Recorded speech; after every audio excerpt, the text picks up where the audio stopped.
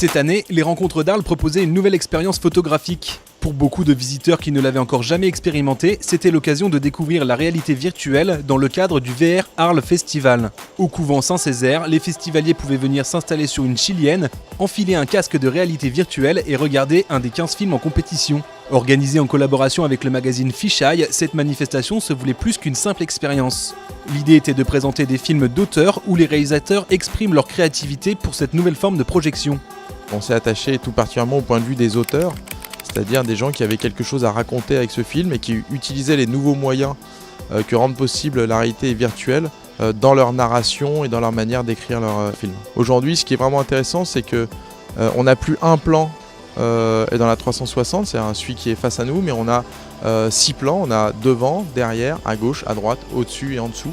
Donc ça permet de repenser complètement et son écriture et de laisser aussi une certaine liberté au spectateur de voir où il a envie de regarder dans le film. Le jury était composé de personnalités du cinéma, de la photographie et de la réalité virtuelle, présidé par Rodolphe Chabrier, cofondateur du studio MacGuff. À l'issue des délibérations, il a finalement récompensé Love VR d'Aaron Bradbury, une histoire d'amour racontée par l'activité neuronale. Le prix du public a lui été décerné à AI, un film de science-fiction où un jeune ingénieur présente son robot humanoïde.